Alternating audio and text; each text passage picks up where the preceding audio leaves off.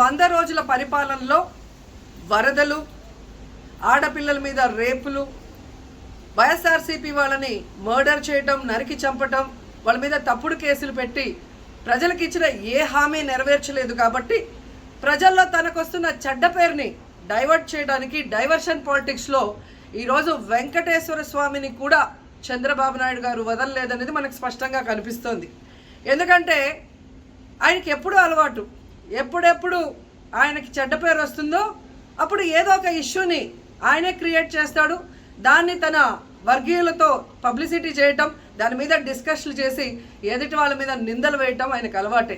కానీ ఈరోజు మీరు చూస్తే సాక్షాత్తు టీటీడీలో తిరుమల లడ్డూ మీద ఇంత దిగజారుడుతనంగా చంద్రబాబు నాయుడు గారు మాట్లాడతారని ఎవరు ఎక్స్పెక్ట్ చేయలేదు. ఈరోజు ఆయన మాట్లాడాక ప్రతి ఒక్కరు కూడా చీకొట్టడం మనం గమనిస్తూనే ఉన్నాం. ఎందుకంటే సాక్షాత్తు చంద్రబాబు నాయుడు గారి కొడుకే చెప్పాడు టీటీడీలో ముఖ్యమంత్రికి ఎటువంటి సంబంధం ఉండదు అని. అలాంటప్పుడు జగన్మోహన్ రెడ్డి గారు ఏదో దగ్గరుండి తిరుపతి లడ్డూలో యానిమల్ ఫ్యాట్ని మిక్స్ చేయించినట్టుగా ఆయన ఈరోజు ఆరోపించడం ఎంతవరకు సబబని నేను అడుగుతున్నాను. ఒక్కసారి మీరు గమనించండి, చంద్రబాబు నాయుడు గారు ముఖ్యమంత్రి అయిన తర్వాత జూన్ 21వ తేదీ ఈవోగా శ్యామలరావు గారు మరి అక్కడికి రావడం జరిగింది. నెయ్యి వాసన చూస్తూ లడ్డూలో స్వచ్ఛమైన నెయ్యిని మేము వినియోగిస్తున్నామని ఆయన చెప్పడం కూడా మీరు అందరూ గమనించుంటారు. జూలై 6వ తేదీ 12వ తేదీ 2 సార్లు ట్యాంకర్లది టెస్ట్ చేయడం జరిగింది. అందులో వెజిటబుల్ ఫ్యాట్ మిక్స్ అయింది కాబట్టి దాన్ని రిజెక్ట్ చేశాము, దాన్ని వాడలేదు అని శ్యామలరావు గారు చెప్పడం మనం అందరం కూడా గమనించాం. అలాంటిది 2 నెలల తర్వాత ఇప్పుడు చంద్రబాబు నాయుడు టీటీడీకి సంబంధించిన దాన్ని టీడీపీ ఆఫీస్లో ప్రెస్ మీట్ పెట్టి ఇలా యానిమల్ ఫ్యాట్ కలిసింది అని ఒక నింద వేసినప్పుడు దాన్ని సమర్థిస్తూ మళ్ళీ శ్యామలరావు గారితో ప్రెషర్ పెట్టి ప్రెస్ మీట్ పెట్టించి ఎలా మాట్లాడిచ్చారో మీ అందరూ కూడా గమనించారు. సాక్షాత్తు నారా లోకేష్ గారే చెప్పారు టీటీడీతో ముఖ్యమంత్రికి సంబంధం లేదు అని. అలాంటప్పుడు జగన్ గారి మీద ఎలా నిందలేస్తారని నేను అడుగుతున్నా. ఈరోజు మీ ప్రభుత్వంలో మీ ఈవో ఉండగా మీరు టెస్టింగ్ చేసిన మిల్క్లో వెజిటబుల్ ఫ్యాటా ఇంకో ఫ్యాటా ఉంటే దానికి బాధ్యత ఎవరు?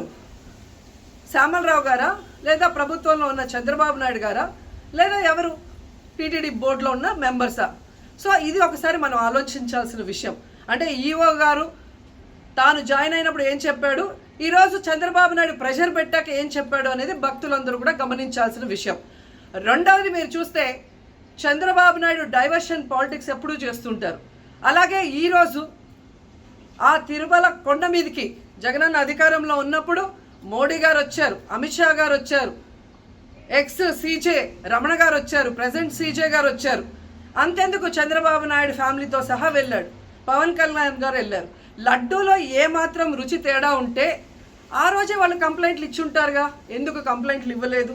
ఇప్పుడు ఆ 5 సంవత్సరాల్లో ఏదో జరిగిందని నింద వేయటానికి ఈరోజు టీటీడీని ఎంచుకొని తిరుమల తిరుపతి దేవస్థాన ప్రతిష్టను దిగజార్చడం ఎంతవరకు కరెక్ట్ అని భక్తులందరూ కూడా ఒకసారి ఆలోచించాల్సిన అవసరం ఉంది. అండ్ మూడవది, ఈరోజు ఎవరైతే బీజేపీ నాయకులు కూడా మాట్లాడుతున్నారో వాళ్ళని నేను అడుగుతున్నా, ఇదే టీటీడీ బోర్డులో మెంబర్లుగా బీజేపీకి సంబంధించిన వాళ్ళు ఉన్నారు. మరి ఆ రోజు తప్పు జరిగితే వీళ్ళందరూ ఎందుకు మోడీ గారికి అమిత్ షాకి ఇన్ఫార్మ్ చేయలేదు, ఎందుకు దీని మీద చర్యలు చేపట్టలేదు అనేది నేను అడుగుతున్నా. అలాగే ఈరోజు తెలుగుదేశం పార్టీ అధికార పార్టీలో ఉన్న వేమిరెడ్డి ప్రశాంతి గారు ఆ 5 సంవత్సరాల కాలంలో ఈ పర్చేసింగ్ కమిటీలో 5 సంవత్సరాలు ఉన్నారు. అలాగే ఇప్పుడు మంత్రిగా ఉన్న పార్థసారథి గారు కూడా పర్చేసింగ్ కమిటీలో ఉన్నారు.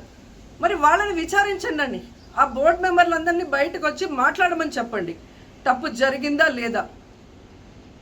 ఈరోజు ఇంతమంది గొప్ప గొప్ప వాళ్ళు తిరుమలకు పోయి లడ్డు తిన్నా జరగని తప్పు వాళ్ళ పర్చేస్ కమిటీలో ఉన్న వాళ్ళు జనసేన పార్టీ తెలుగుదేశం పార్టీలో చేరిన వాళ్ళని మాట్లాడకుండా కేవలం జగన్ గారిని టార్గెట్ చేసి మాట్లాడటం చూస్తే రాజకీయ లబ్ధి కోసం తిరుమల పవిత్రను భ్రష్టు పట్టిస్తూ ఈరోజు చంద్రబాబు నాయుడు చేస్తున్న నీచ నికృష్ట రాజకీయాలు అందరూ కూడా గమనించి ఆ చంద్రబాబు నాయుడికి బుద్ధి చెప్పమని కోరుకుంటున్నా.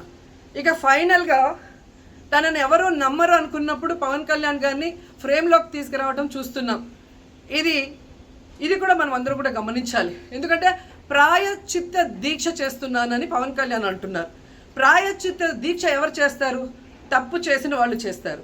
అంటే చంద్రబాబు నాయుడు తప్పు చేశాడు, ఇది అబద్ధం, ఈ లడ్డూలో కల్తీ జరగలేదు, ఇది నాకెక్కడొచ్చి ఆ పాపం చుట్టుకుంటుందన్న భయంతో పవన్ కళ్యాణ్ ప్రాయశ్చిత్త దీక్ష చేస్తున్నారనేది ఈరోజు మా అందరికీ అర్థమవుతున్న విషయం.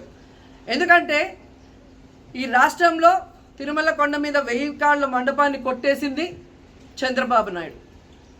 దుర్గా గుడిలో క్షుద్ర పూజలు చేయించింది చంద్రబాబు నాయుడు. విజయవాడలో 25కు పైగా పవిత్రమైన దేవాలయాల్ని కూర్చింది చంద్రబాబు నాయుడు.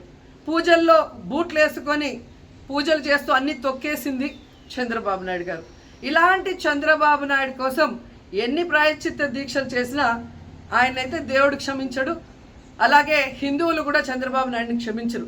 ఆ పాపం నుంచి తప్పించుకోవడానికి పవన్ కళ్యాణ్ చేస్తున్న ఈ 11 రోజుల ప్రాయశ్చిత్త దీక్ష పవన్ కళ్యాణ్కి మాత్రమే పనికొస్తుంది. కాబట్టి ఇకనైనా తిరుమల తిరుపతి దేవస్థానాన్ని అడ్డం పెట్టుకొని జగనన్న మీద దుమ్మెత్తి పోసే కార్యక్రమాల్లో ప్రతిష్టగా దిగజారిస్తే తిరుపతి అమ్మాయిగా నేను ఊరుకునేది లేదని కూడా ఈ సందర్భంగా తెలియజేసుకుంటున్నాను.